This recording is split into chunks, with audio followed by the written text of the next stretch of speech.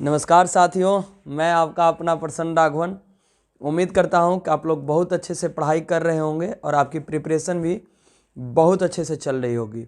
साथियों, previous year question के series का चौथा वीडियो है जिसमें हम लोग आउटसाइड दिल्ली 2017 का क्वेश्चन डिस्कस करेंगे। साथियों, क्वेश्चन में एक इक्विलेटरल प्रिज्म दिया है और लाइट एयर से प्रिज्म में जा रही है। जब लाइट एयर से प्रिज्म में जा रही है तो मिनिमम डेविएशन हो रहा है और angle of incidence 3/4 of angle of prism है। तो हम लोग को कैलकुलेट करना है speed of light in prism.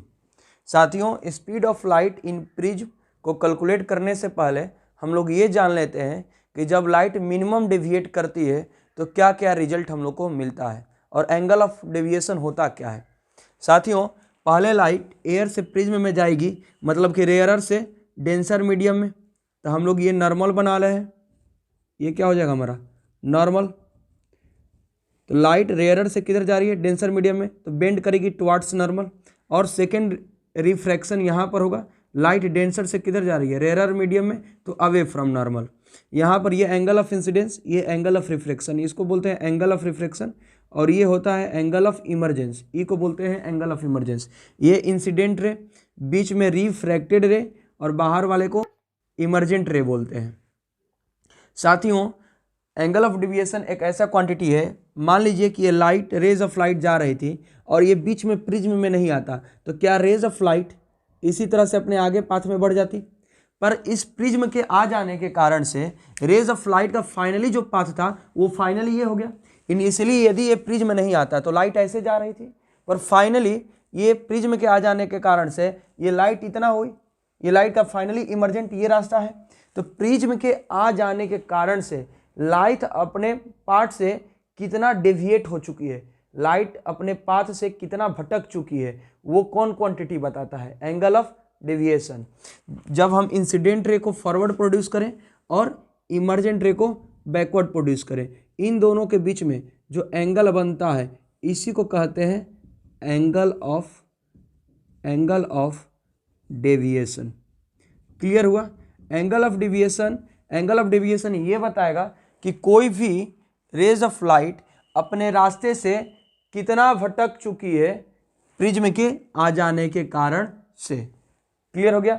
जब मिनिमम एंगल ऑफ डेविएशन होता है साथियों, जब मिनिमम एंगल ऑफ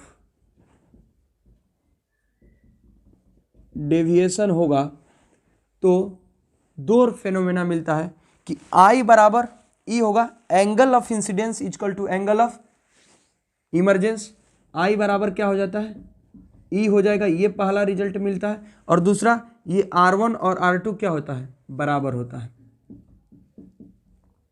जब मिनिमम एंगल ऑफ डेविएशन होगा तो ये दो रिजल्ट मिलता है, I1 बराबर E और R1 बराबर R2। क्या यहाँ तक कंसेप्ट क्लियर है।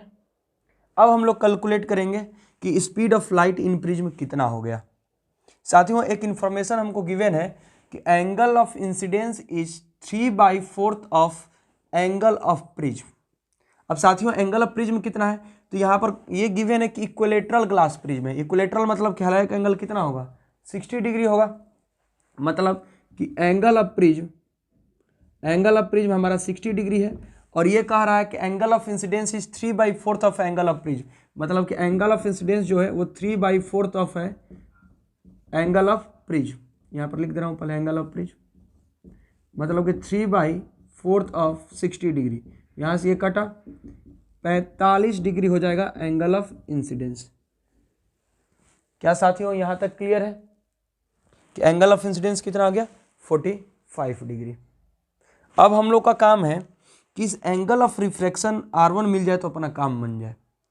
तो ये कैसे मिलेगा साथियों, जानते हैं कि एंगल ऑफ प्रिज्म किसके बराबर होता है, R1 प्लस R2 के बराबर होता है। एंगल ऑफ प्रिज्म का जो वैल्यू होता है वो R1 प्लस R2 का बराबर होता है। अब यहाँ पर बताइए R1 बराबर R2 है क्योंकि मिनिमम डेविएशन वाला कंडीशन है।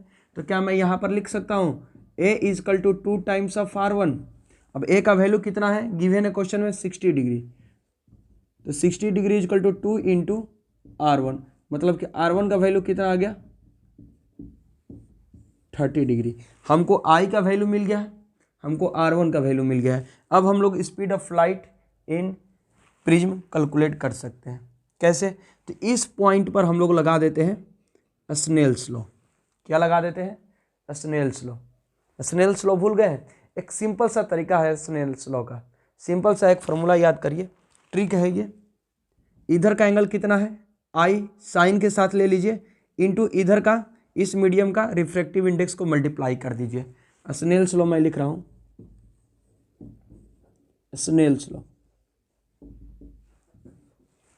इधर का एंगल साइन के साथ लीजिए, तो साइन आई इंटू इधर का रिफ्रैक्टिव इंडेक्स, इधर का रिफ्रैक्टिव इंडेक्स एयर है मीडियम, तो कितना हो जाएगा, एयर का रिफ्रैक्टिव इंडेक्स मालूम होगा साथियों 1 होता है, इंटू इधर का साइन के साथ एंगल लीजिए, साइन R1,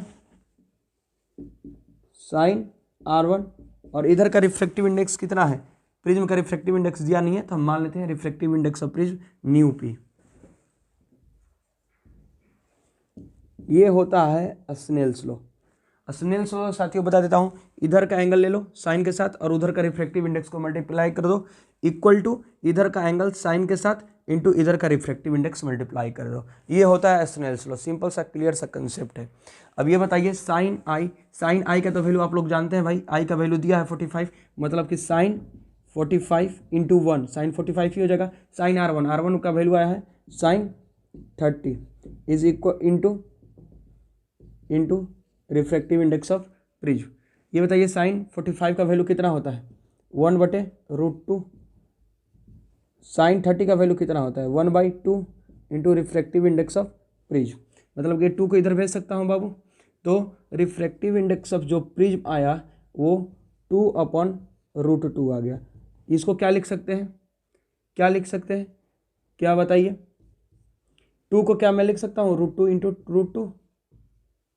√2 इंटू 2 अपन में √2 से रूट कट गया, √2 आ गया। मतलब रिफ्रैक्टिव इंडेक्स ऑफ जो प्रिज्म हमको आया है बाबू वो कितना आया है, रिफ्रैक्टिव इंडेक्स ऑफ जो प्रिज्म आया है वो आया है √2। क्या यहाँ तक कंसेप्ट क्लियर है? इसके बाद हम लोग को क्या निकालना है, speed of light in prism. अब ये बताइए कि रिफ्रैक्टिव इंडेक्स होता क्या है, speed of light in vacuum air upon में speed of light in given medium. तो रिफ्रैक्टिव इंडेक्स ऑफ प्रिज्म क्या लिख सकते हैं, speed of light in vacuum upon में speed of light in prism is equal to refractive index of prism, यही तो होता है। अब रिफ्रैक्टिव इंडेक्स ऑफ प्रिज्म कितना है, speed of light in vacuum कितना होता है मालूम होगा, 3 × 10⁸ into speed of light in prism, और रिफ्रैक्टिव इंडेक्स ऑफ प्रिज्म कितना आया है √2। तो इसको इधर भेजें और इसको इधर भेजें, मतलब कि speed of light in prism जो होगा बाबू वो हो जाएगा 3 × 10⁸ अपन में √2। ये हो गया speed of light in prism. साथियों उम्मीद करता हूँ कि आप लोगों को समझ में आया होगा, एक बार रिपीट कर जरूर देखें। मिलते हैं नेक्स्ट वीडियो में। थैंक यू, जय हिंद।